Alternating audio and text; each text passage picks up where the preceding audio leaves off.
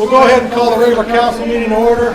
Chief Order, will you lead us in the pledge? I pledge allegiance to the flag of the United States of America and to the republic for which it stands, one nation, under God, indivisible, with liberty and justice for all.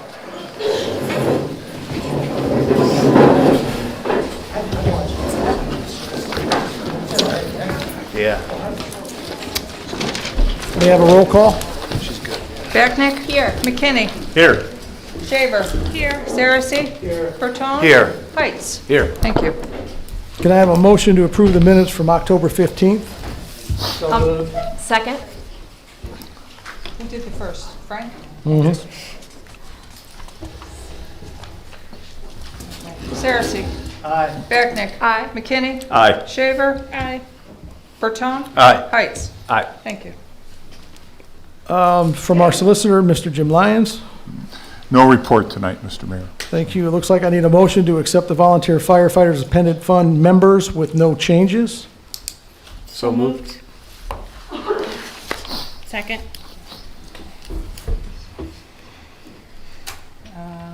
Heights? Aye. Shaver? Aye. Becknick? Aye. McKinney? Aye. Saracey? Aye. Bertone? Aye. Thank you. From our administrator this evening, Lucas. All right, my report is in your council packet. Just a few highlights. The Hometown Heroes banner program is now live. That will be live until we receive 28 applications or March 1st, whichever happens first. And that'll just be for phase 1 of that program. The new website is also now live, and it includes a community calendar and interactive business directory. Included in your packet is also a memo regarding 2025 employee health insurance information. We are still gathering more information about Anuma Health. And we will have an adoption resolution at the December meeting. And then a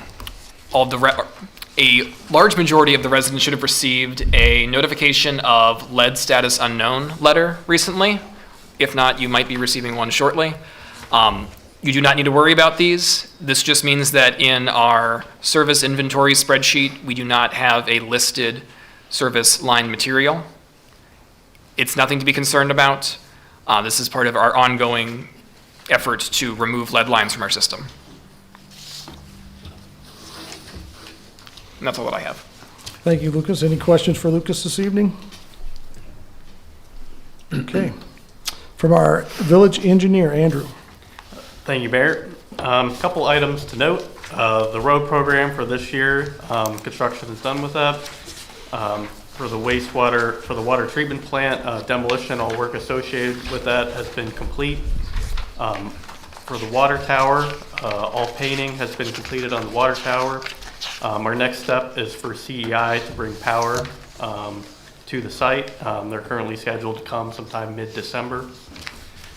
Then that will be followed up by startup. And lastly, for the 5th Street storm and sanitary improvement projects, we are almost ready to advertise. We're waiting on some final review comments from the EPA, and we're tentatively planning for construction in the early spring. I'd be happy to answer any questions. I know we've tried to fill the tank a couple of times in the last week, and we've got some leaks around, I guess, a manhole up at the top. How is that going? Yeah, from what I understand, it was just like a gasket problem around the door. So from what I received an update today is that they fixed that already. Okay.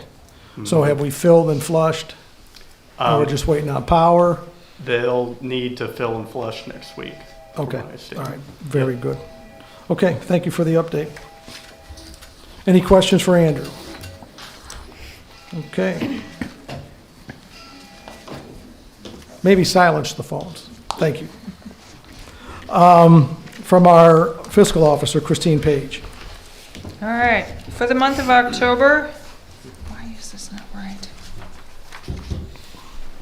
October 1031 revenue. Sorry, hang on a second, I'm not quite sure why this has got what I got going on here. Oh, I picked the wrong reports. I picked the wrong reports to print out on those first 2 pages, my mistake. Unfortunately, I'm going to have to update you with the revenues and expenditures. I'll follow that up. I'll send that all to everybody tomorrow. Anybody who wants to see it, let me know. Call the office and I'll make sure that you get it. When I print this report, I exclude some accounts and include others. This did the complete reverse, and until right now, I didn't know it had done the complete reverse, so my mistake. The account the accounts are reconciled for the month of October. The interest for the month was $15,511.57. Your year-to-date investment interest is $159,238.44. Your reconciled cash in hand balance at the moment is $3,961,065.48. I take that back. I do have a number. Your receipts for the month of October were $450,033.56. Payments were $500,805.10. Again, you're reconciled for the month. Your check register is attached. It is always the last thing in my package. Your receipt register is here as well. I'm happy to answer questions if you have them. Council has any Do questions? you have like a comparison of the interest from this year compared to last? Do you have any idea? I can do that, yeah. Yeah, do I have it on me? No. I'll do that. I'll send that with revised cash summaries for the month and for the year to date. I'll send those out to you first thing tomorrow. Make sure that everybody gets it in your email. Perfect, thanks. I'd be happy to do that. Chris, I know beginning next year, calendar year, we're going to start monthly finance meetings, which I think will help this issue, but we get really one time as a group together. Can we make sure, this happens a lot. I'm sorry. Can I we meant make to- sure, I know, but can we make sure maybe you and Lucas are vetting this out? I mean, I know the mayor puts a lot of hard work Yeah. into making sure that the numbers are right. Okay. The numbers, as I said, for what it's worth, on the reconciliation on page 3 of your financial report, the numbers that you're looking for the month are here. They're in the first, the second and third number on that listing, and yes, I'll take care of that.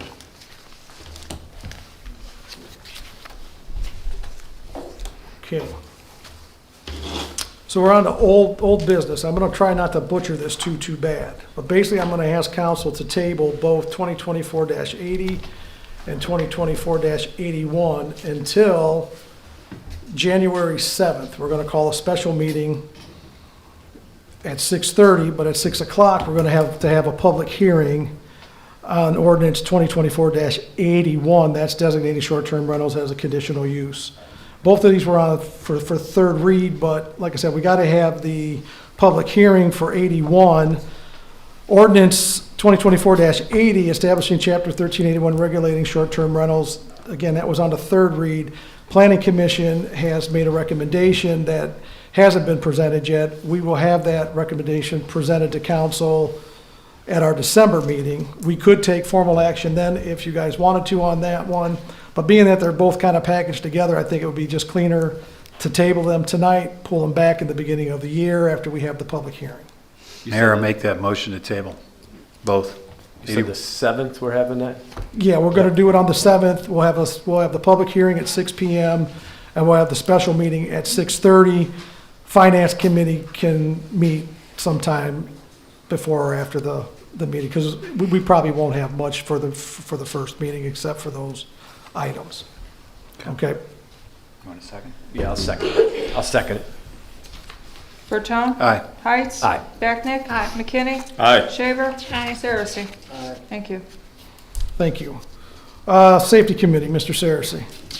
We had a meeting before at 5:30 this evening, and we went over with the police and the fire department about our squad cars and about the police cars to make sure we had a rotation so that we can replace them in a mannerly way. And other than that, do any of you the chiefs have anything? And I would like to thank the residents for passing our levy. You're going to be happy with what you see in the future for the safety of our village. Thank you. Thank you. Thanks, chiefs. I need a motion to pay the bills. So moved. Second. Shaver?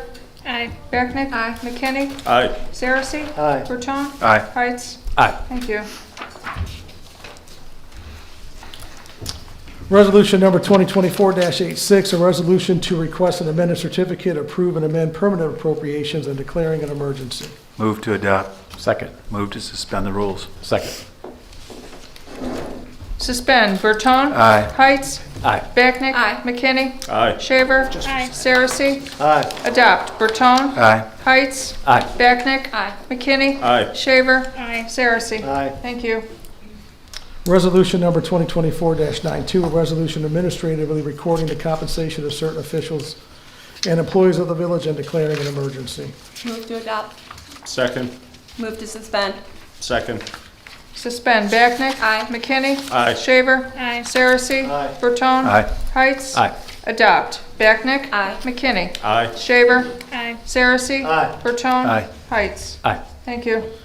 Resolution number 2024-93, a resolution authorizing the village to continue to offer the Section 125 cafeteria premium only plan for health plans, group term life insurance, and health savings accounts for 2025 and declaring an emergency. Move to adopt. Second. Move to suspend. Second.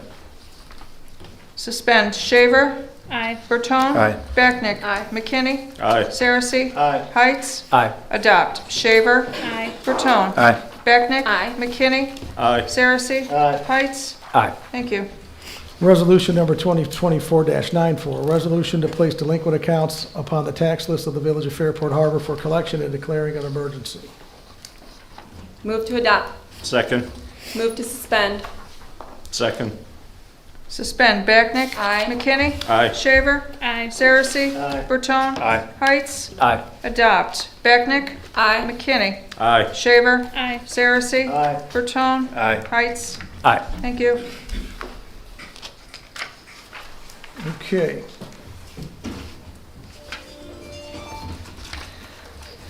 I would like to echo Mr.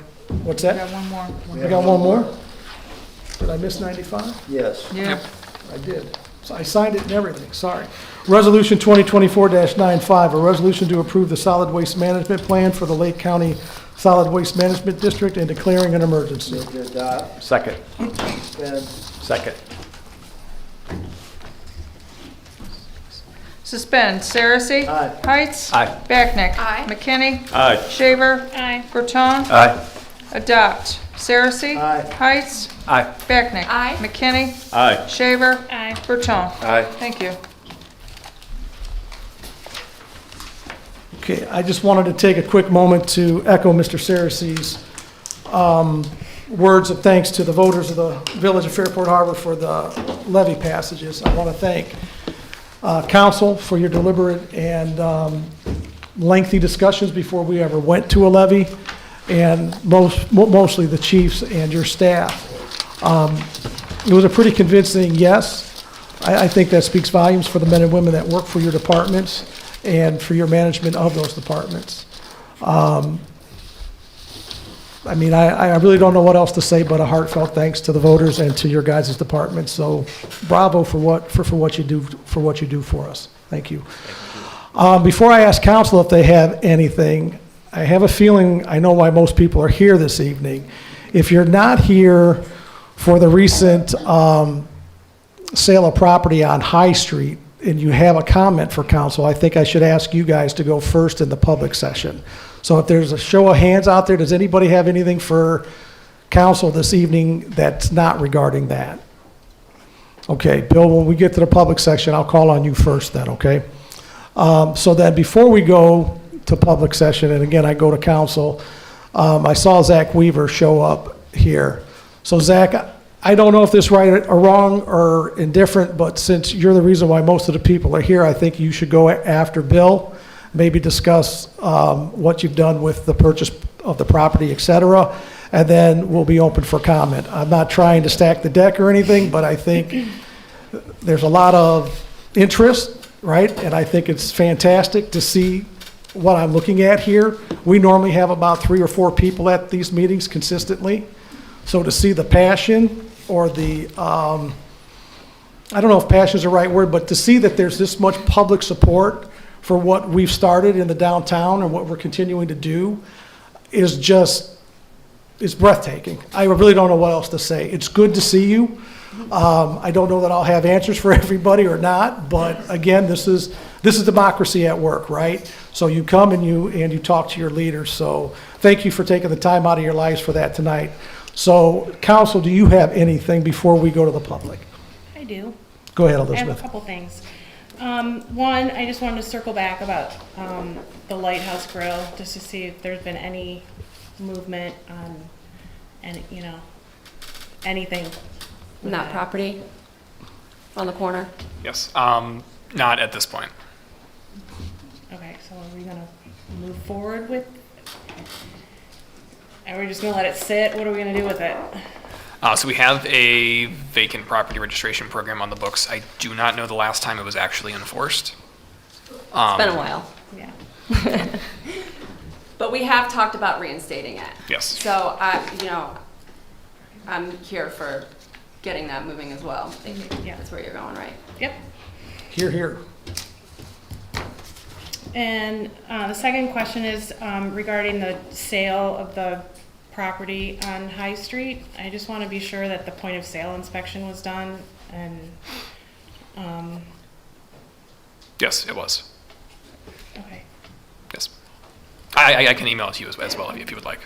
No, I'm just making sure that we're just doing point of sale and, And point of sale for business is the same as point of sale for resident, correct? So like Yes. sidewalks. sidewalks, All that stuff. Yeah, it's sidewalks and downspouts. Downspouts. Anything else from council? I got a couple of things real quick. Sure, Jerry. Just to echo both of your guys' congrats to the police and fire, and to thank the village residents. And also, I know there's not a whole lot we can do about it now, but the tree trimming that they did around the lines, I left school Friday at 4 o'clock and they were trimming the tree by the football field. And I came back Saturday afternoon and it took up 3 parking spaces and the sidewalk on a pretty busy weekend with the play.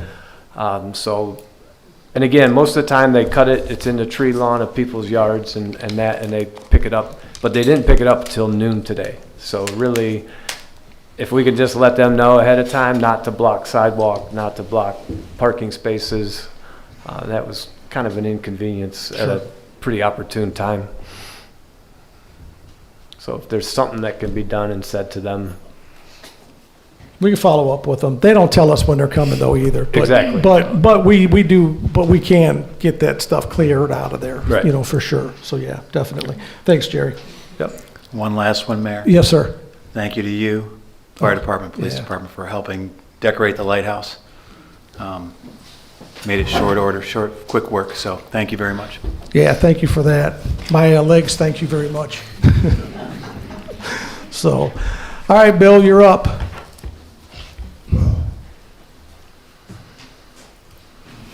I don't remember if I'm supposed to say my name, but I'm You Bill- are. Bill Your name Lucia, and your address. Thank you. 1206 Cortlandt Street. Thank you, Bill.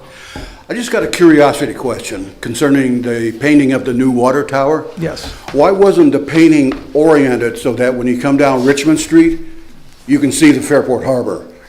Now you have to go on to High Street to see it.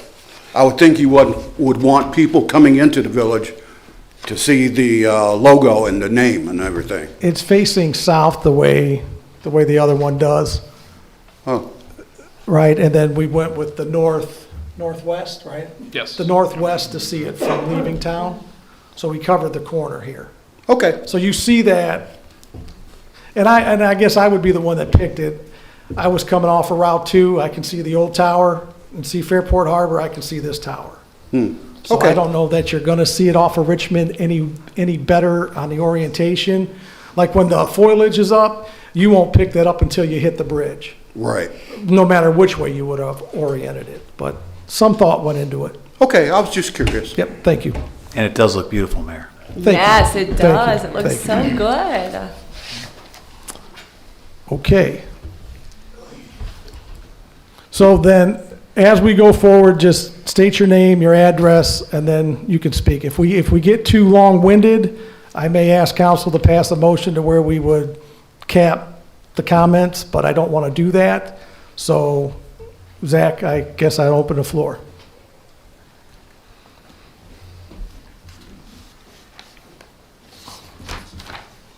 Hello. Thank you, Tim. Thank you, Chiefs. Congratulations on the levy. I think I've said it here a few times, but we have by far and away the best police and fire resources in the area, as far as I'm concerned. We do business in a lot of municipalities, and you guys, your support is heads and shoulders above most places. So thank you on that. I think most of the people here are here today because of me. I know a lot of stuff's been posted on Facebook and whatnot. The vast majority of it is truths, half-truths, misleading, completely false. But I would like to let people know, I think most of the council knows what our intention is. So let most of the people know what our intention is. We have acquired 217 through 221 High Street in Fairport Harbor. Our intent with that building is, my intent with the building is to put where the gravel pit is currently into a candy shop and an arcade. And on the side where the roost is, we offered that to the gravel pit. They have chosen not to move into that side. That is their choice. It's, that's their business decision. But that is our plan for that facility. We have discussed many things for those facilities and our other facilities in town. 201 3rd Street, I've read a lot about it being turned into a mental health facility. We do a lot of housing as a company for the developmentally disabled. They need places to live, they need good quality places to live, and we provide that kind of housing for them. But 201 3rd Street is operating as a short-term rental. It's been operating that way for 2 years, and we've committed to continue to operate it that way for an additional year. I will tell you, and anybody who asks, we baseline our facility's performance based on how they would perform as a housing facility for the developmentally disabled, the mentally ill, however you want to describe it, because that's a very well-known baseline. I know exactly what that building will do per month in that environment. It'll produce $1,198 a month income per unit. We are performing currently at $1,194 per month income per unit with that building. So we are $4 below below the baseline that we use. So as a company, we need to find a way to improve the performance of that building, because it doesn't, it's an awful lot of work to make $4 less. So we've looked at selling the building. We've looked at making it assisted living. We've looked at converting it over. We have made the decision we will continue to operate it for at least another year as an Airbnb in its current format. The intent is that we will simply get better at what we do. Hopefully bringing in a candy shop and arcade will help liven up the downtown and bring in some more guests and tourism to help that building perform. But that's our intent for the building on 201 3rd, and that's our intent for 217 through 221 High Street. Like I said, I've seen the rumors that we just threw people out. That's not the case. We've honored every lease, and we will continue to honor every single lease in those buildings. And when the leases do end, rents either have to increase. They are currently substantially below market, so we need to get them closer to market. And then on the side for the gravel pit, we will put our own shop there. So does council have any questions, comments, concerns? I know a lot of people do. Hopefully we can kind of diffuse some of the rumors and just hit some of the facts and what we're trying to do. I don't have any questions. Council? Mayor, yeah, I have a couple maybe. Go ahead, Tony. So, Zach, you mentioned candy shop and arcade. We did have a candy shop and arcade a number of years ago, not that long ago, probably 7, 8, 9 years ago, right across from the convenience store on High Street. It wasn't all that popular. It was a place where the department visited often. How would your place be different? My goal is to make it family oriented, more like boardwalk games. Like the arcade part would be like skee ball and little basketball games like that for you see at many beach towns. So I want it to be family oriented. The reason why we have chosen the gravel pit to locate it is the gravel pit has a full height basement and it's a walkout basement, so we meet the fire department's requirements for ingress egress and things of that nature, whereas the other shop does not have that. So that's why we've chosen the gravel pit to locate it. The plan is candy shop at the top. I want to sell this little candy shop, maybe some sodas, things of that nature. And I say sodas like vintage sodas. But I just want it to be a fun shop for members of the community and tourists coming to town. So we hope we do not cause problems as far as police response or anything of that nature, but it's not going to be like the round one or stuff you see over at the mall or those kind of things. It's more to be like boardwalk style games that you would find at a beach town. So like Geneva on a Lake? Yes. What is your timeline? I would like to be open by Memorial Day. Thank you, Mayor. Thank you. Thank you, Zach. Thank you. Any other questions? Thank you, sir. Thanks, Zach. If you raise your hand, I'll call on you. Nikki?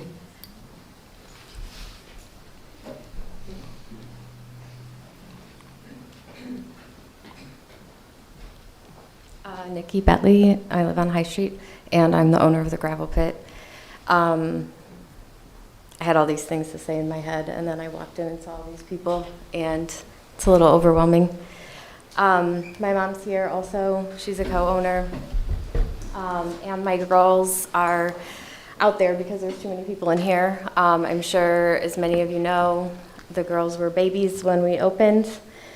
And I kind of came here for two things, really only, to address council about concerns, obviously as a citizen and as a business owner that's still trying to make decisions.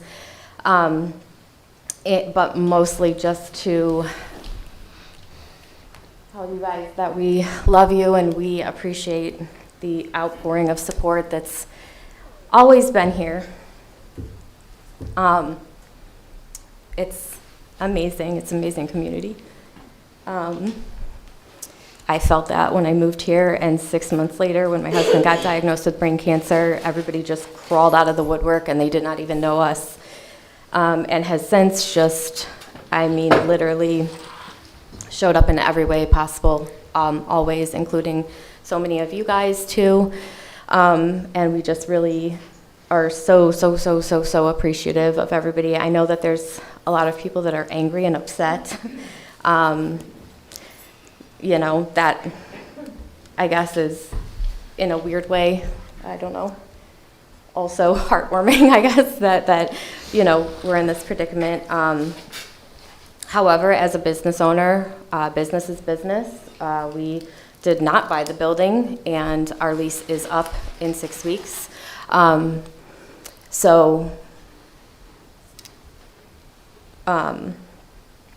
know,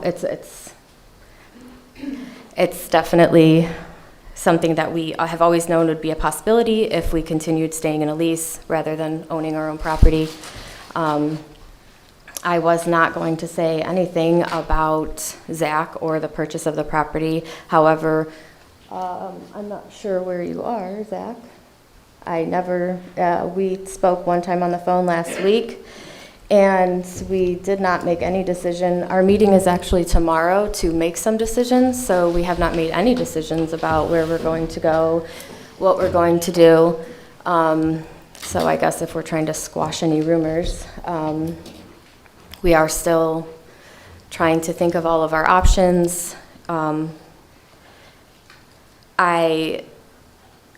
We're definitely concerned with the way that things are going and the way that things can just tip so quickly we don't have a lot of spaces.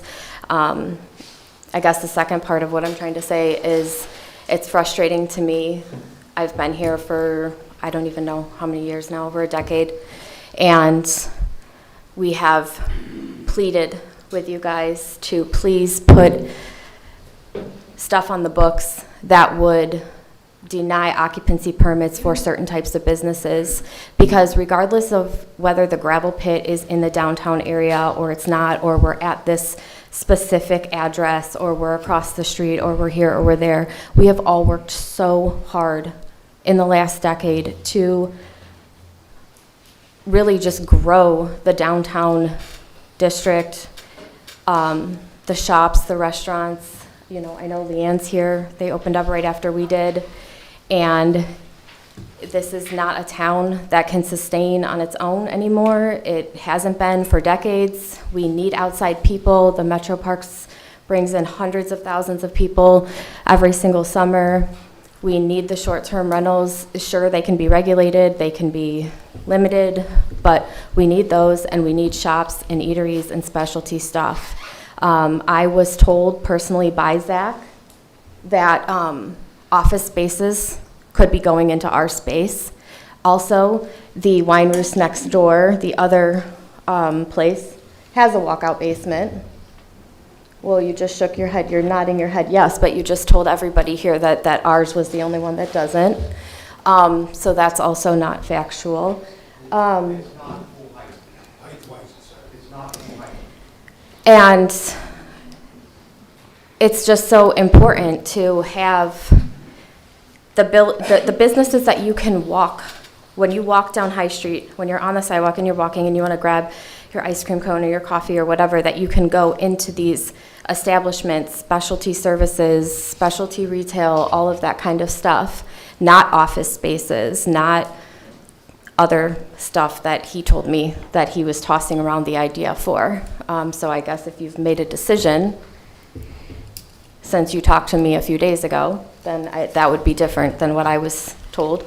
And we posted online what the facts that we were given, you know, for our business to let our customers know that we will be vacating the building, and we have not made any plans.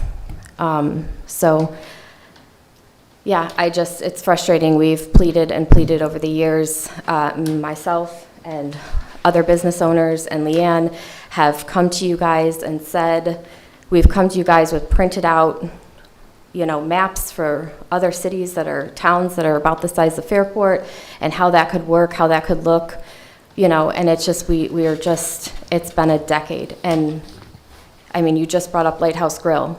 It doesn't take 10 years to implement and enforce policies and change. It just doesn't. So I guess I'm here because I just want to hear that if we stay here, that's something that's going to happen. I mean, we don't want to go through all of the work of relocating and everything just to find out that there's going to be a handful of office spaces and some, standard or mentally ill housing or anything, anything that's not bringing in people from outside, to support the businesses and the restaurants, the shops, and everything. So anyways, we love you guys so much, and thank you all for coming.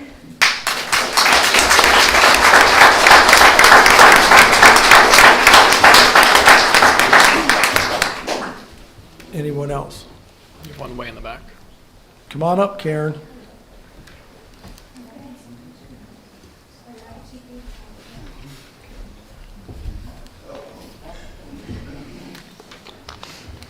Karen Bidlack, 635 Eagle Street.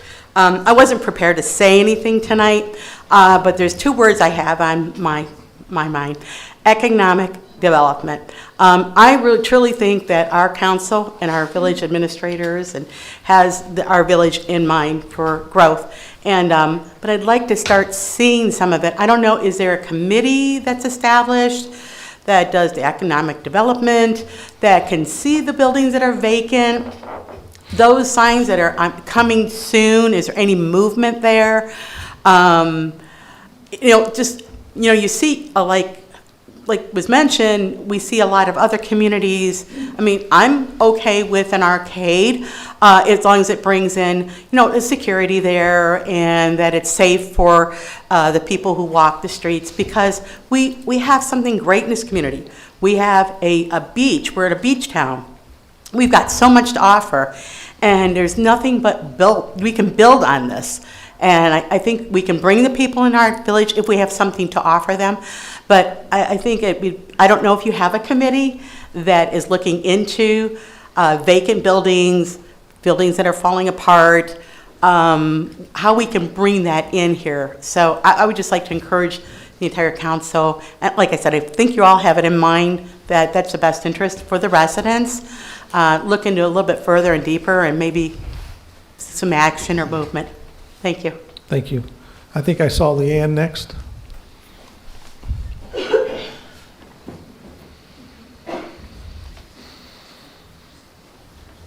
So I have Leanne Mantione, 512 Fifth Street, and also 320 and 318 High Street in the downtown business district.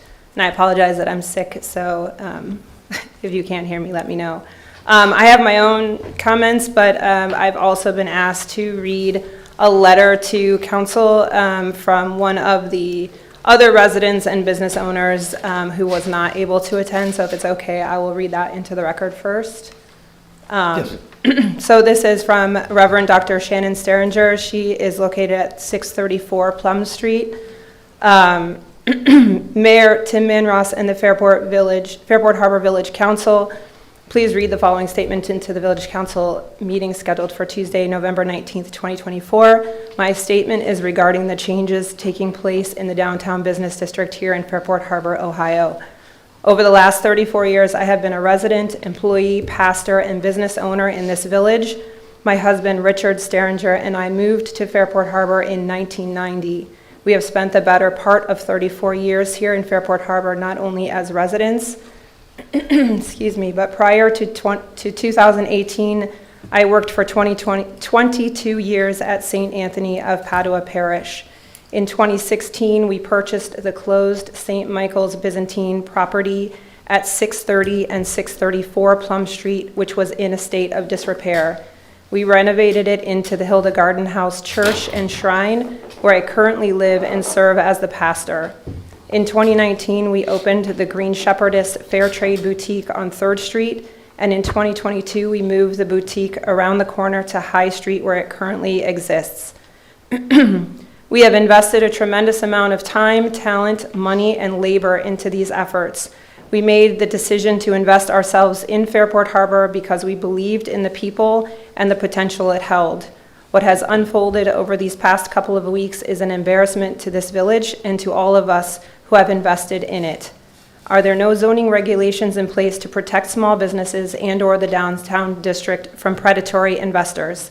I cannot understand how one investor can single-handedly change the landscape of the downtown shopping district seemingly overnight. Excuse me. How can the village expect small businesses to be willing to invest here if the village is unwilling to take the steps necessary to protect and promote our interests? My heart is hurting for the owners of the Gravel Pit and the Roost. They are victims of the first and most shocking blow. However, what is unfolding is going to quickly impact all of us. Not only the shops, but in a serious way, the restaurants. I am deeply saddened to have had to write this statement. It is a terrible way for our community to be entering the holiday season. Based on what is unfolding, I am honestly unsure if we will continue to operate the Green Shepherdess Fair Trade Boutique here in the village, or if we will be relocating it in 2025. This is not the environment we chose to open our business in 5 years ago. It is a sad day all around for Fairport Harbor. With a heavy heart, Reverend Dr. Shannon Sterringer. So we also, my partner and I also live in Fairport Harbor, have lived here for probably 25 years, own businesses in Fairport Harbor and commercial property here. Excuse me. We opened the Pompadour in 2015. As Nikki said, we were one of the first businesses that invested in and opened in the downtown after it had been almost completely vacant for years and years, probably 20 years at that time. We invested in this community with our restaurant, which frankly would be much better suited for Cleveland, because we believe in this community and because we wanted to spur and be a catalyst for additional community development. We've been here for the past 10 years and have seen how, one, slowly development has occurred, but also how once it has finally taken shape over the past few years in particular, that it is really, in our view, driving in the right direction. And so during COVID, we purchased our building that the Pompadour is in, as well as the building next door, which had formerly housed Gov's Restaurant, which had closed in the 90s and had sat empty until we purchased it and ultimately will open. So we will be opening hopefully here, depending, frankly, on how the community and economic development goes, a second restaurant space, and then are working with a partner around the corner, Chris Pinta, who owns the building on 3rd Street that houses the liquor store and all of the spaces towards the City Hall on a brew pub restaurant as well. So that's 3 restaurants in the downtown business district. Our clientele is largely from outside of Lake County, and it was almost exclusively from outside of Lake County the first probably 5 years that we were open. And I didn't come to appreciate, or I didn't know at the time, why Lake County residents weren't coming to Fairport Harbor and to our restaurant until I really started talking to those people that did start to frequent. And what I heard was Fairport Harbor is not someplace that people in this county have thought about from a destination perspective. It had sat empty for so long. It had had no development. And frankly, even as somebody who lived here for 20 years, I never went into downtown Fairport. I would go to my house and go to my job in downtown Cleveland. And so it's taken a long time and a lot of effort on the part of all of the small businesses and our restaurant and others to start to develop a downtown area that has really become and is becoming, I think, the community development and destination that it should be. It is 30 minutes from downtown Cleveland. There is no reason why it should not be a year-round location where people will come and visit and stay. We have people that come to our restaurant and stay at an Airbnb because they're driving that far that they just want to eat at our place and not have to worry about go home, and they stay at an Airbnb and then will, I'm sure, go around to the shops and be in town, go to breakfast at the family restaurant, do all of those things. And there is more opportunity for that. But I think that the development of the downtown, which is very small, has extremely limited space for shops and restaurants and other attractions, needs to be very carefully and mindfully developed with a community development, economic development plan in mind. 10 years ago when we opened our business and it was the gravel pit and ourselves, and there were a bunch of new businesses that started in the community thinking it was just going to take off immediately because all of a sudden we had, the numbers as far as people having businesses. It's a slow game. It's a slow burn. It's obviously been a very slow burn here, but it is something that develops over time as long as it's done mindfully. 10 years ago, as Nikki mentioned, we presented plans from other communities that were similarly situated in size or on the water. We emphasized at that time that there needed to be an update to the comprehensive plan. We know now at least there is, the waterfront overlay district, but I cannot emphasize enough how much the strategic planning and the work in doing the ordinance changes and all of the legislative things in the background, from the administration to the council to the laws and the law director, all of those things have to happen and consistently and proactively happen in order for this town to continue to mature into a prosperous and economically viable community. If we start going in the direction that we are now, it will backpedal fast and it will take an infinitely longer amount of time to get back to where we are even today. So I'm very concerned about how this downtown business district is developed. We are investing hundreds of thousands of dollars in our businesses and frankly would have a much easier time if we were in an urban area. We're not open yet, so we can certainly make changes to our strategic plan. I would hope that we wouldn't have to do that because we do believe in this community. We live in this community.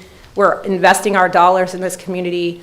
And so, I just ask that whatever the village needs to do from a government perspective to, both hold all of us accountable, but put in place those things that need to be put in place from a forward-looking economic development perspective that's done, because it's definitely needed.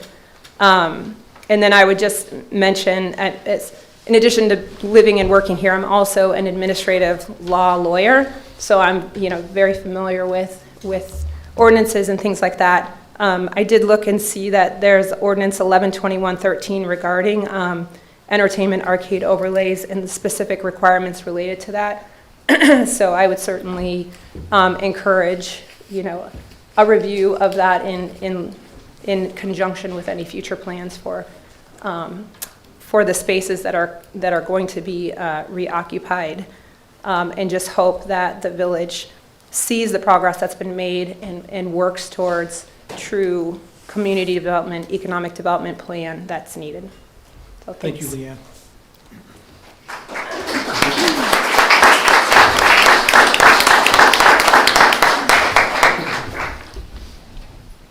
Yes, Anna. Sorry, she beat you. That's okay. I got you next. I'll try to keep it quick. Anna Terrell, 402 East Street. Yeah, so my comments are going to be very pointed, so I'm not intentionally trying to sound rude, but I might. So I just want to preface that. I am also a business owner in town here.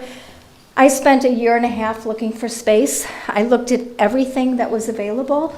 Nothing was suitable because either it was a really bad rehab that probably would not pass a thorough inspection, or it was a property that needed a boat ton of work that needed to be done.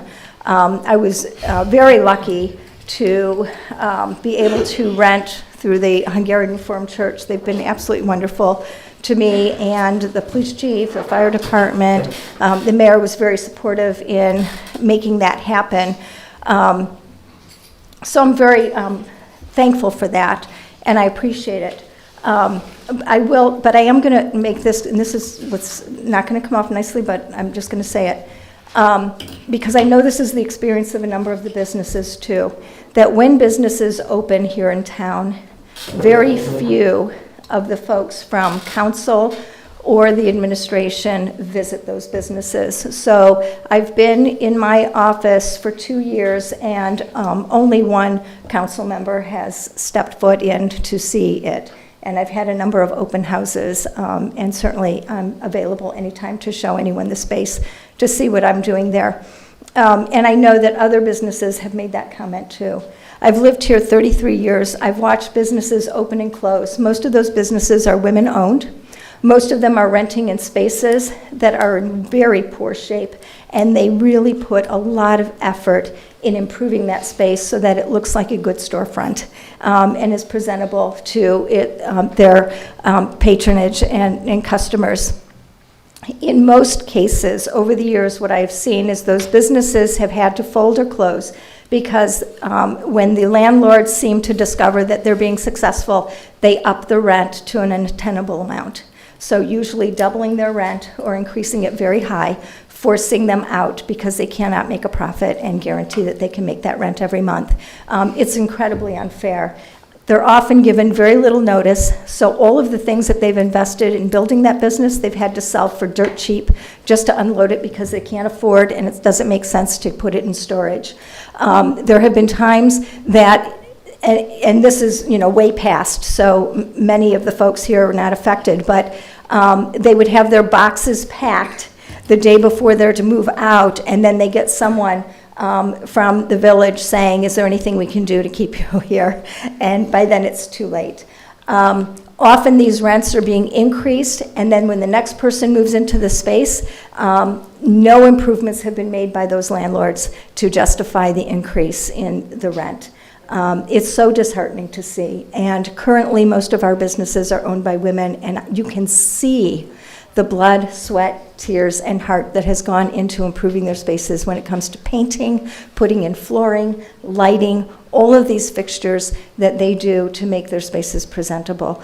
It's disheartening to see, yet again, businesses being forced out because their rents are being increased to an untenable amount. Beth Lynn, who, God bless her, still has a business here in town, has been displaced twice, and she found a third location that she's been able to maintain her business. But I can assure you, because I have looked, like I said, I spent a year and a half, there's very little space available here in town. The library is currently looking for space because we'll be displaced with the building of the new school for a few months. We cannot find any space.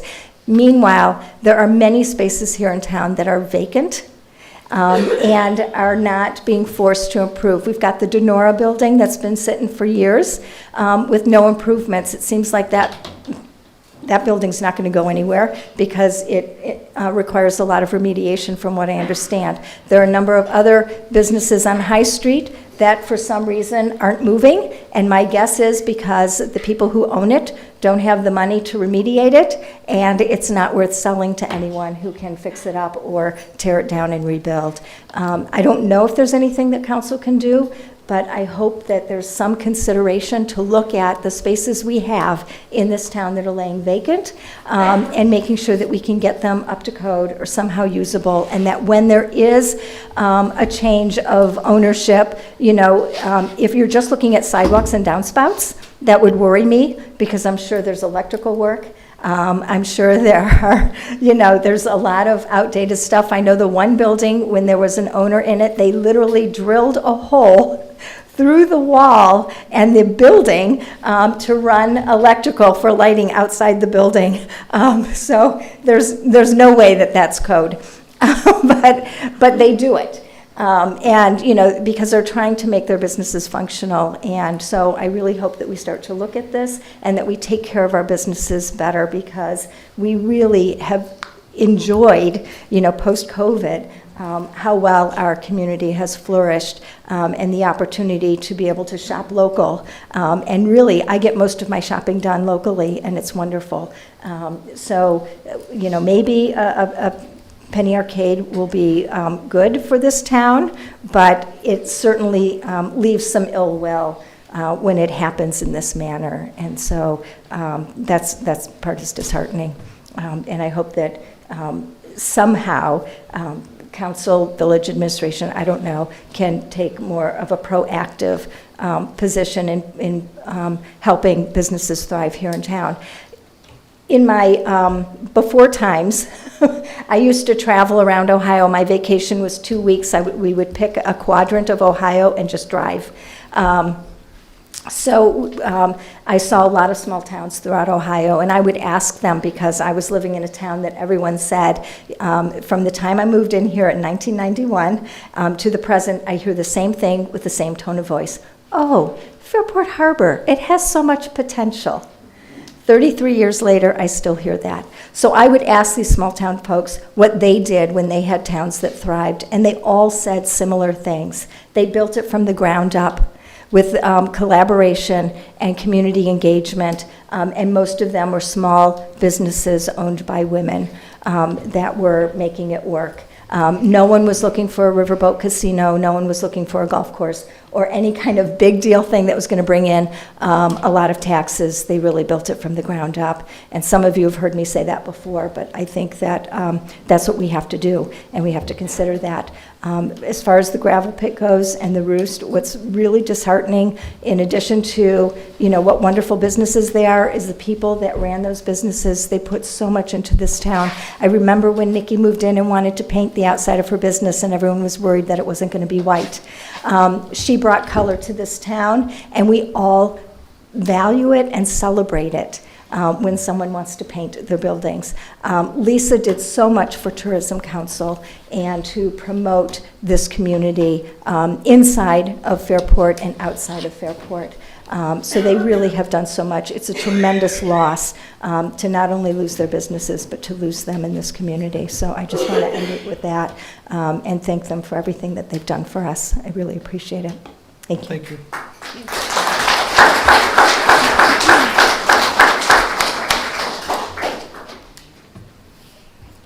Jen Velaggi, 5376. All right, so I started actually researching Zach back in 2021, whenever there was a family here in town that was literally on their way to the homeless shelter, that he had bought the property and evicted all 3 families. I said over my dead body, will you go to a homeless shelter with your child? She lived in my porch for 9 months rent-free. He told them at that point, I will turn this town into a multi-million-dollar golf cart community. Since then, he has 6 LLCs or LTDs, whichever. The newest one actually yesterday, that's 638 High Street. That's in one of his new LLCs. That's Mosaic Enterprises, which he also has Mosaic Properties. Achievable Home Solutions, just in town, he has 3. Rockwood Manor, he has 12. Mosaic Enterprises, he has the 217 through 221. And then Mosaic Properties, he has 5 in town. I'm not going to get into how many evictions there are. I lost count. So how is he going to be maintaining any of these properties that he has when he actually goes to court tomorrow, Thursday morning for his own house with 2 property violations? Some of these LLCs that he's running are out of his brother's address. At what point is it a monopoly that he's sitting here buying everything in town? Like, who figures that one out? It's illegal.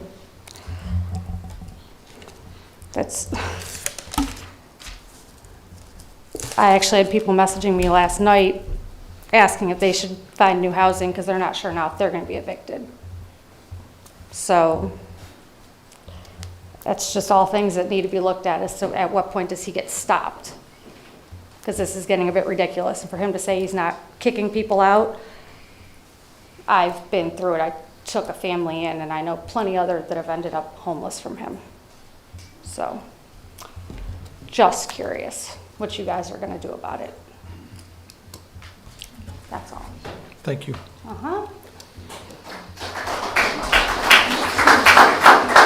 The gentleman in the back, ma'am, the gentleman in the back stood up before you. Sorry.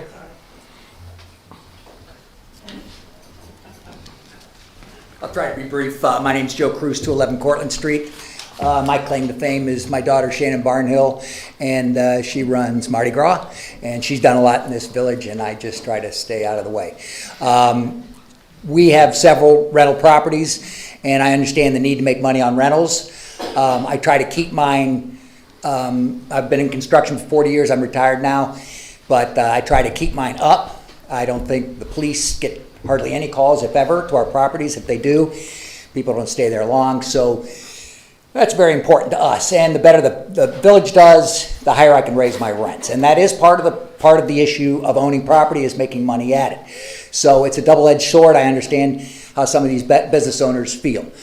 You know, I encourage council to be careful. I remember the last time I was at a meeting and spoke up was when what's his face was going to build, you know, $1 million condos next door, $550,000 a piece, and I thought that's never going to fly.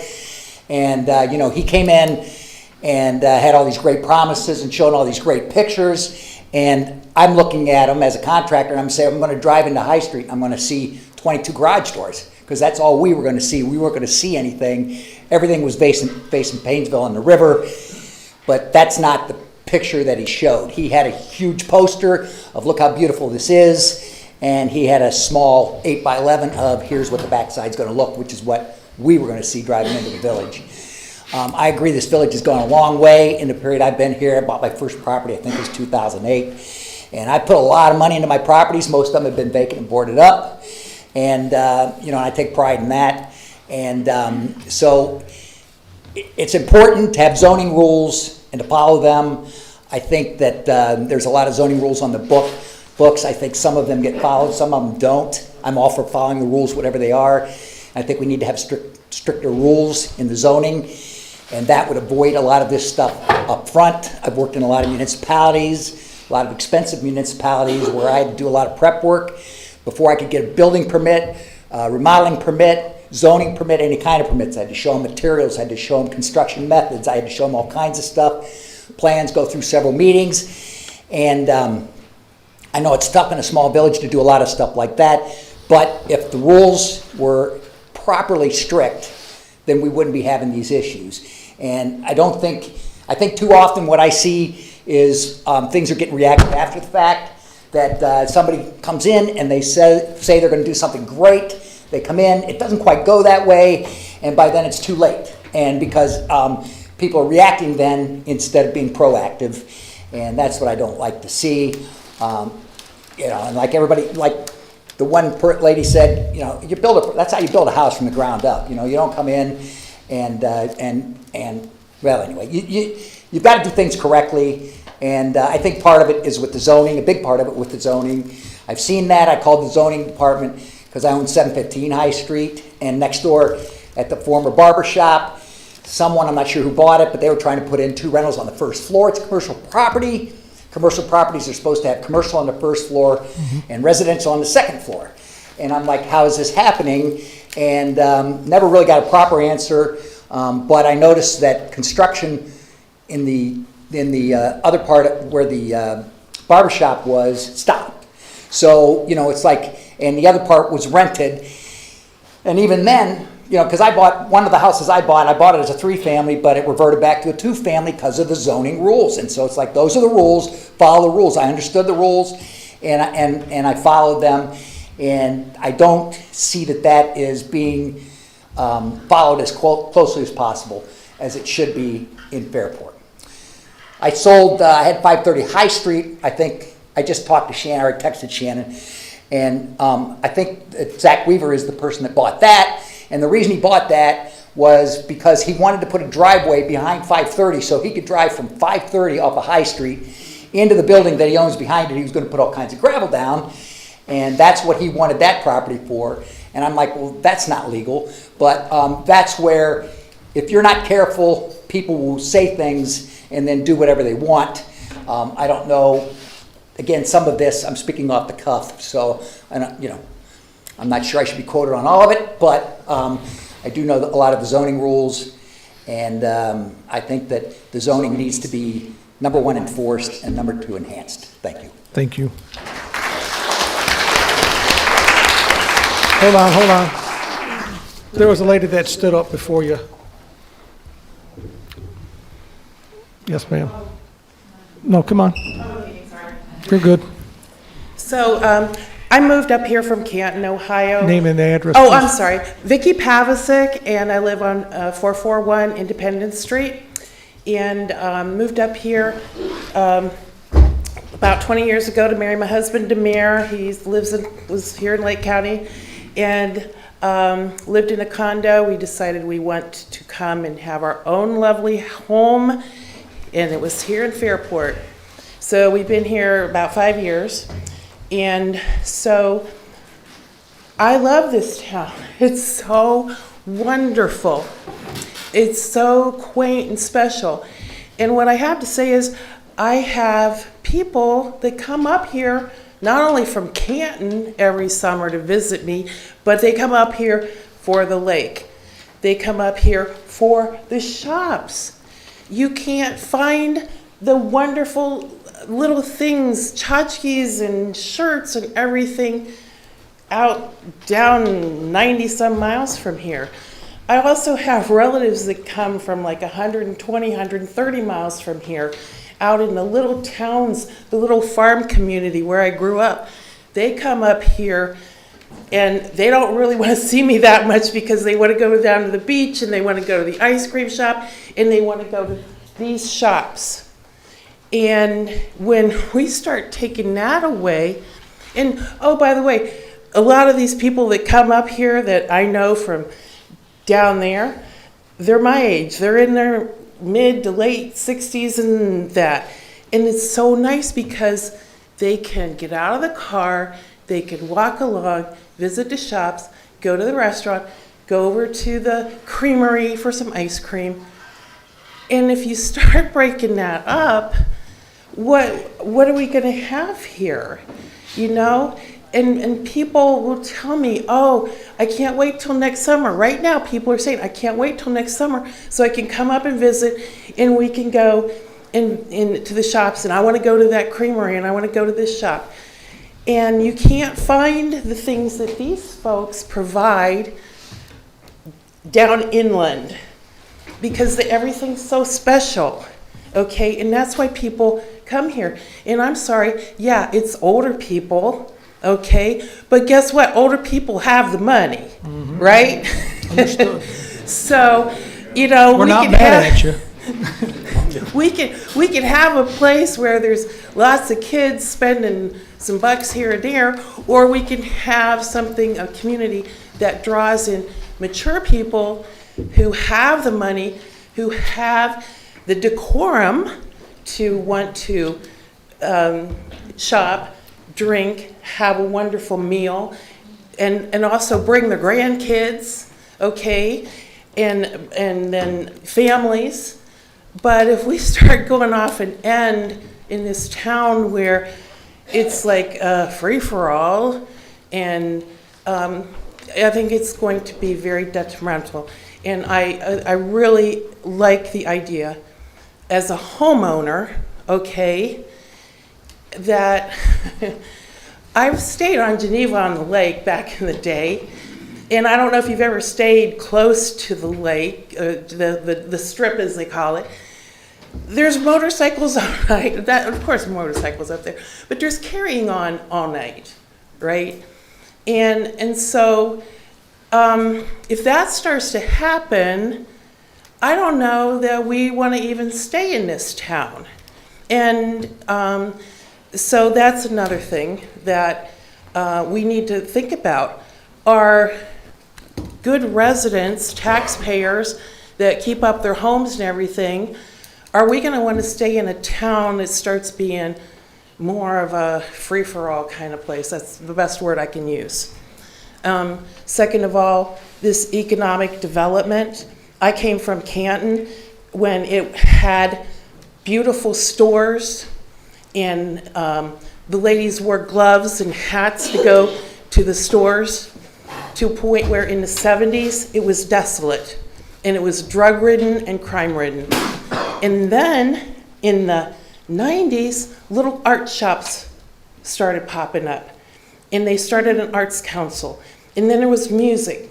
And then pretty soon, now downtown Canton, you can actually walk through at night, and there's little restaurants and cool little places. So what I'm saying is I think we've come to a crossroads where if we look at economic development, as she was talking about, getting that together, it's going to make us a little gem on the lake where people want to come. And we have this wonderful marina coming in. I mean, we have opportunities to get people at a, let's just say, higher income level coming in here and wanting to spend money. And that's the kind of stuff they want to buy. Finally, what I want to say is, ever since I've been here, I have talked to renters, seen renters complaining, you know, there's black mold in my house. Nobody will do anything about it. You know, this is falling down. There are so many slumlords in this town, and it really takes away from the homes. Where is the zoning department? I know there's only a part-time or something. Second of all, why is there no one inspecting these rentals all the time? I mean, going around like this, you know, you get inspected this year, you get inspected that year, whatever. I don't understand it because it's really like a bunch of rat traps in this place. I thank you very much. Thank you.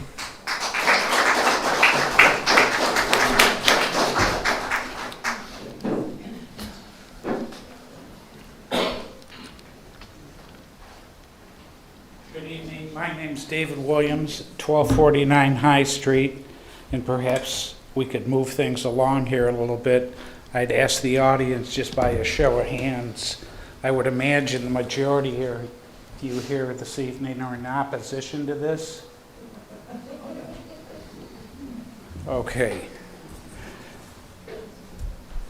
I just found out about this a few hours ago, and I really don't know all the facts. I've heard Mr. Weaver talk about 217 and 221 High Street. I think it would be appropriate for everyone, rather than just rattle off two addresses on that screen up there. Most townships, municipalities, they have the photo technology. Let's see exactly what we're talking about. I realize I did a quick Google search. I found this today. Mr. Mayor, you were quoted on March 9th of 24. Fairport Harbor remains committed to the transient marina project. And the article said this is a $14 million project. Is that still correct? Am I in the ballpark? It's probably more than the 14 million, but yes. It alluded to that also. Yeah. Everybody here has valid concerns. I've only addressed this council one other time. It was a year or so ago when they wanted to build a Sunoco gas station. You guys did the right thing. That never happened. But I'm still of the belief that this is our welcome mat right out here, right outside this door, coming from the south. In the lake end with this marina project that's been in the works for years, $14-15 million, whatever it's going to be. That's the welcome mat from the north. And from what I understand, the plan is to get the people to bring their boats, their yachts, like they do at Put-in Bay, and they spend nothing but money, get them up the hill, get them into the town. And if you'd all just give this a little thought, is there a better way to redevelop the town? I've noticed that throughout the summer, you've redone the sidewalks. There's been a lot of money spent around here. I just had dinner at the restaurant up here, talked to Bob, and he's not wild about it, but he didn't want to come here. I'm not here to cause trouble. I don't think anybody's here to cause trouble. Mr. Weaver's obviously a successful entrepreneur. Nothing wrong with that. This is America. But maybe if he would work with the council, obviously I think this should be tabled probably for several meetings and work along with some architectural renderings, and maybe he can come up with another idea, a better idea, a more profitable idea that would coincide with the marina project that is coming along, and hopefully somebody could come up with an idea out here how to welcome the people into our community, just a little cleanup, some landscape. I'm not wild about the Hertz rental trucks or whatever the heck they are, but I haven't said a word about them. I look at all 4 of them every single day, but he's trying to make a dollar. I understand that. Just perhaps if they were parked in the back instead of the front, bumper to bumper, we wouldn't be looking at huge U-Haul signs. Just if everybody would just sit back, take a breath, the audience included, and Mr. Weaver, perhaps you could become the hero instead of the villain. From what I understand, you own a lot of properties. I don't have any idea how many. Just think of a better idea. It's what the rumors are. I saw a few of these Facebook postings. I don't know if they're true or not, but some type of rehabilitation centers were going in the commercial properties. I don't know if that's accurate information or not. The apartments that are up above, I don't know what the plans are there for the rent. I did drive down there this evening when I had dinner. It appeared that there's 2. I've lived here for 20-some years and never paid that much attention. There's about a 10-foot driveway between these 2 buildings, so I would imagine he's just interested in the one building. Based on these addresses, I did a Google Earth search. Those are both in the building on the north. There's another building on the south side of the driveway, so I don't even have all the details what he's talking about. I don't even think the audience is informed. So perhaps if you tabled this, had more discussions with Mr. Weaver, there's a better way, gentlemen and ladies. It's just, you don't want to spend $14 million on a marina project, and what are the people going to walk up the hill? Where are they going to spend their money? It's just, all I'm asking is give it some thought. You put your best foot forward, and sometimes the best solutions come out of big mistakes. Maybe this is, everybody's just jumping the gun. So that being said, I appreciate your time. Thank you for your comment.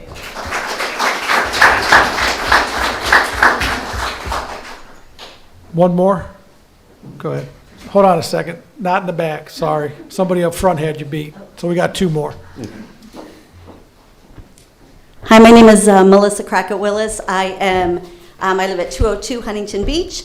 And I just, real quick comments from a couple of different perspectives. One is as a resident here, I've been here a little over 10 years and have loved it. 2 is from a realtor's perspective. I've been in the business for 37 years. So I have just a mindset with the real estate industry. 3rd is as a business owner because I'm with the cottages. I was at the cottages of Fairport Harbor, so we have a couple of Airbnbs. And then, as a resident who loves it here. So a couple things. From the real estate standpoint, one thing I just wanted to point out, again, I hope Mr. Weaver comes on in and I hope he, proves us wrong and does a great job with everything. But one thing I just wanted to share with this is, I think we're at a pivotal point with all of this that we really, as a community, have to stick together and have to create this passion, as Tim mentioned earlier, to really work together. One trend that's in the real estate industry, I mean, I have received as a resident here 3 texts in the last month and a half from somebody saying, do you want to sell your house? And it's not from a local realtor. It's from like a generic number. I don't know if the rest of you have received it. These are out of town investors, a lot of out of state investors who are just trying to blanket our areas. They look for affordable areas. So what I'm trying to talk about right now is just real quick, what we can do from here as a solution. So we are blessed with, in this town, with some very good realtors. I'm sure you know some of them. They live in this town. They eat in this town. They work in this town. They specialize in this town. A lot of things, can sell word of mouth. Oh, hey, my parents are looking for a house. Who do you know? So, and then the people who want to come in here and live here and eat here and, make this their home and their passion. And that's what we need. So when we're looking at saying, okay, we can, bark about this, or we can look at saying, okay, what can we do about it? We need to stand together. If you know of somebody who, if you're leasing a building and you're hearing rumors that somebody might want to sell it, but you can't pay for it, hey, reach out to somebody. Say, hey, what minds do you know? Is there anything we can do for people who know and love and trust Fairport, who want to live in here? Because it's going to be so easy for somebody to respond to that text message. You see commercials all the time from, such and such homes, like it's a national company saying, you don't even have to talk to anybody, we'll come on in, we'll buy it, we'll do this. These are national companies who come on in and just want to add to their portfolio. So one thing, from a realtor standpoint, there's only so many houses that are in this town. We need to keep them with people that know and love and trust them and want to make this town and have a very vested interest into making this town a much better place. And like I said, we have some great agents who live in this town. So that's the one point, because a lot of people don't realize that that's happening, and they don't realize, but by word of mouth, there's nothing worse when, somebody sees a house that's going up for sale. It's like, oh, my sister wanted to come on in because we wanted to have family here. She grew up here, wanted to move back. So let's be really, really careful of that. The second thing is, from the Airbnbs, I mean, some of you have mentioned it before, but when people come from out of town, I mean, one thing that surprised me, we have the 4 Airbnbs. One thing that surprised me is how many people would be from out of state. I think about 90% of the people that come in are from out of state. Most of the time, they're Googling cool towns, places by the lake, with the beach, things to do. So a lot of them, they haven't had family here. They didn't really know of Fairport. And, I mean, the reviews and what they talk about are the people in the town are so nice. We've never met so many friendly people. The places were so cool and so quaint, and we love it. We love the family-owned businesses that were amazing. The restaurants, the ice cream, and again, that is, I mean, I'm not going to talk too much about that. That's been echoed here a lot, and I think that's why we're all here, because we all have that passion for it. But that's something that, yes, we need to build off.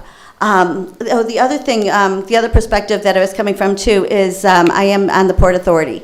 So yes, I take very seriously now the land that we have to the north and how we are going to attract people, once this all comes to fruition. So I think it's extremely important. You have one chance to make it right, and I think that's something as time goes on we want to make sure, and we want to make sure when those people come on up here that they have really cool, fun, family-owned places to spend their money in.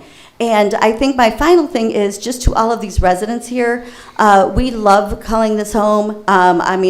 We try to eat here as much as we can, shop here as much as we can. I mean, to Nikki and Gravel Pit, I think she's pretty much like furnished from some of her furniture, like my daughter's, first condo, because we keep going in there going, oh, I love that dresser, I love that, I love that. We've been frequent shoppers there, in addition to, so many of the other stores.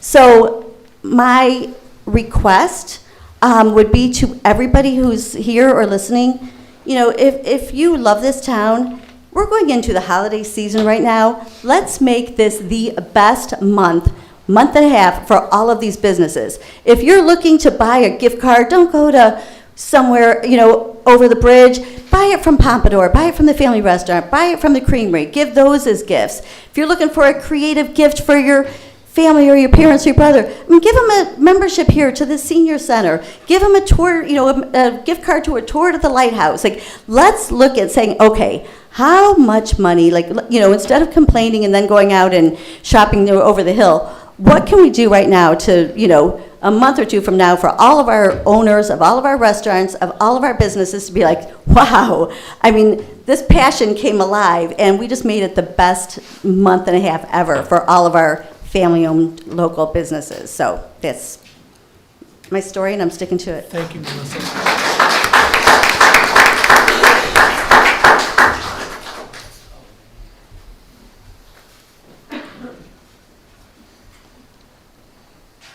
I don't live here currently. Does that void my voice here? No, Okay. I just need your name and your address. My name is Abby. I currently live with a friend in Madison, but I'm under contract for a property in Geneva Township. But I am a skipper. I graduated in 2018. I moved here when I was 13, so 2013. I'm originally from Malvern, Ohio, which is a town that is about the same size as Fairport. And the reason we moved up here was because our house flooded because beavers built a dam on the river nearby. It froze over in the wintertime, and when the spring came, we lost so much. So from there, we moved up to Cleveland, and then eventually we made our way to Fairport. When I first moved here, when I would tell people, oh, I live in Fairport. Where the hell is Fairport? What is that? Over the years, with all of the booming businesses and what I like to call the Renaissance era into 2024 now, when I mentioned that I used to live in Fairport, I graduated from Fairport, they're like, oh, I love Fairport, the gravel pit, the Fairport Creamery, the beaches. And I take great pride in that change of attitude and pace, if you will, of not the knowledge of Fairport, because it's a beautiful city now. When I first lived here, it was a little rinky-dinky. There wasn't a whole lot to do, especially this time of year. Even after the holidays, there was a lot of boredom, and I guess maybe as a teenager I wouldn't be so mad at an arcade, but I don't think that's something that we need. As we especially don't need it if it pushes out what others have called the flagship business that has started, again, the Renaissance era of Fairport. I also don't want these businesses and these residents to have the same fate that I did with the beaver building their dam. Might I point out that Weaver and beaver are very similar, but I can't be mad at everything that Mr. Weaver wants to do. I think he has good ideas, but I don't enjoy the idea of moving these businesses elsewhere or forcing them to go outside of Fairport just because he wants a basement. So I urge the council to look into other options, look into working with Mr. Weaver to maybe come up with other solutions that don't negatively affect the Renaissance era, if you will. Thank you. Thank you for your comment. All right. Council have anything else this evening? If not, I'll ask for a motion to adjourn. Thank you all for your comments. Well, I guess I got one thing, sorry, hold on. I was really trying to go home and eat dinner. I know, I'll be real quick. Sean Powers, 502 6th Street. So, they brought up about Economic Development Committee. Do we have one? Yes, no? Do we plan on getting one? Because if they're bringing up plans from years ago and we haven't done anything about it, kind of seems like we're lacking. And I know I'm on the tree commission. It seems like it takes forever to get anything done. That seems to be a repeating theme. So I'm asking you guys, what are you doing about it? Can we get one? If so, what steps do we have to take? I don't, we have a plan, we do have an economic development committee. I think we moved it into the planning committee now, is what we've been meeting on this year. God, I'm going to butcher this, but we've been doing a ton. We've been doing a ton for a lot of years. The Marina project, focusing on the downtown area for revitalization, the overlay district for the waterfront, that didn't happen by accident. That spurred a whole lot of the development that everyone's talking about. None of this happened in a vacuum, all right? Council and the administration, I believe, and I believe the young lady that just spoke to it at 2013 to 2024, we laid the groundwork for things to happen. The creamery didn't show up here because we didn't do anything, if you understand what I'm saying. We made it, I think, possible to do stuff, right? So there's a lot of good things that are on our books. Can they get better? Yes.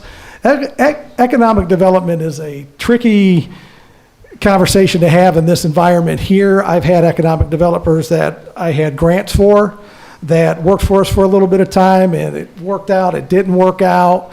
We tried to work with other communities with economic development. What we've come to find out is putting the right person in the administrator chair to try to drive the economic development is really what made the difference. The lady we had before, Lucas, and Lucas, what have you been here, 6 months? Yeah, 5 or 6 months. Okay, so Lucas is just still getting his feet up on underneath it. But Amy Kosick, before him, we had her for five or 6 years, and we just blossomed. Okay, so, I mean, we tore down a water plant. We're going to develop a waterfront. That has been on the books for well over 30 years. That didn't just happen in a vacuum. That's a $5 million project that has a whole lot of moving pieces parts to it, right? That's going to spur an economic revitalization in this village that none of us really can comprehend at this point. There's a $14 million marina being talked about because of the things that, again, this body and this administration have done. But make no mistake, we just made it possible. It was the small business owners, et cetera, that brought that vibrancy here, that got that chatter going. So I still think we are doing the right things. Can we reassess? You betcha. But I'm gonna tell you, when I started, and I'll leave it to Tony and Frank, they've been here longer than me, we would have never had a room packed like this. This is very heartening to see. And all I can say to Mr. Weaver in the back, you got a hell of a burden on your shoulders. I mean, this town wants what this town wants. This body, this administration, we will continue to push to make Fairport Harbor better. Anyone to say that we haven't just hasn't been paying attention to what's going on. My drive and my passion hasn't diminished since the day I got involved, and I've been involved for almost 20 years now. So, you know, I don't want to get into the back and forth this evening, but there's plenty of stuff that we've done, that we continue to do, that we will continue to do. Stay involved in the tree commission. Maybe we'll get you involved in something else too, right? Melissa, we got Melissa involved. I've been trying for years to pull Melissa off the sidelines, and we got her off the sidelines, and she's on the Port Authority now, and she's invested in 2 businesses, right? In the Airbnbs. Karen Volzer is, to quote her, Fairport Harbor is undervalued, and that's why she bought in, and that's why she took a Section 8 apartment house that was on the corner of 2nd and High Street for years and turned it into a creamery. She tore down an Airbnb and put in a putt-putt course. I would say 10 years ago, if somebody wanted to put a putt-putt course in downtown Fairport Harbor, this council and the residents would have been in an uproar. There would have been an uproar over it. What the hell are you guys thinking? But Karen sees it differently. My hope is that Zach sees it differently. But we will continue to soldier on the way we do, and if you think anybody here didn't hear what was said tonight, you would be mistaken. We don't ever see this, and this is wonderful. Now, I don't have a magic wand that I can wave. What are the steps that would be necessary to kind of develop a committee like that? Because it looks like the ball's rolling in the direction everybody wants it to, but the finer details in the end is, can get ugly. I don't know that a committee moves it along. I mean, it's something that I'll take under advisement, but to give you an answer tonight, I'm not gonna be able to give you Well, that. I'm just saying, is there looks into it? It sounds like you are looking into it then. I think we're doing it through the planning commission, or through the planning committee now is what we've reassessed and done. Okay, Right. okay, thank you. Thank you.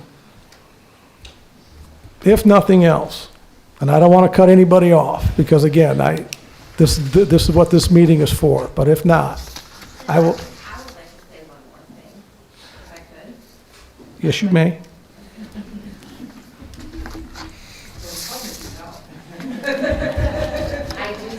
Can I say one thing? Yes. Before you go, somebody brought up that, I think Anna said it, that it was afraid that you were going to paint it white.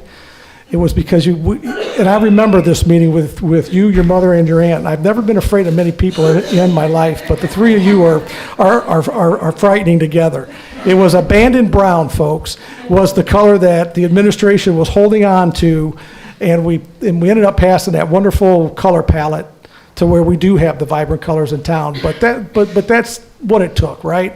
So, Yes, but I wanted to tell you that I did remember that. But go ahead. Yes, and that's what I'm saying. I do see all of the stuff that you guys are doing behind the scenes. I did not mean to insinuate that there's not been a lot. I know as council, there's a ton of stuff that's like not have to do with the business district that you guys have to be focused on all the time, that you guys have to be focused on all the time. It's not just about, you know, the two intersections right there at 3rd and 2nd and High Street. And I know that there's a lot of work that you guys do tirelessly to have all of the gears moving in all of the other parts of Fairport. All we've been asking for is to put something just like how it was so, I don't want to say easy, because it might have been a little stressful with us, you know, coming over, wanting to paint all the buildings and not have the brown colors and stuff, but it was quick. It was like you guys saw the need for it. It was researched, it was put on the books, it was given its 30 days, it was voted on, and then that was it. And all the businesses have been asking for is for you guys to do that. Somebody, I don't know who, I don't know if it has to be planning commission, I don't know who it has to be, to say these types of businesses cannot get an occupancy permit, cannot operate in the downtown district where you're walking. If you want to open an office, awesome. I'm a business owner. You want to have a business that's an office? It needs to be behind the storefronts or on the 2nd level, just like all the other successful communities. You don't go to these Yellow Springs and Chagrin Falls, and you don't, you know, go to all of these other communities that are very successful. You and walk into those places when you're there's actually like a term for it when you're walking, and you could just dip in, dip out, dip in, dip out, and that's what we're asking for. So, and that's what we were asking for 7, 8, 9, 10 years ago, and we've repeatedly asked for, and we've come to meetings, and it's just, we're all very tired. And if that doesn't happen, if that doesn't get put in place, that's when the businesses, the small businesses, the family businesses are going to just leave, because we're not, like Anna said, we have, I mean, we are mostly all women-owned businesses all the way down High Street. I mean, there's so many of us, and 3rd Street, and it's exhausting after a decade of just trying to just take a few months, put something on the books that would eliminate businesses that work against that vision. So anyways, thank you for all the other stuff you're doing. I do appreciate it. And listen, I didn't want you to think that we didn't appreciate you, and believe me, there is a very big portion of that intersection that matters to those of us that live in town.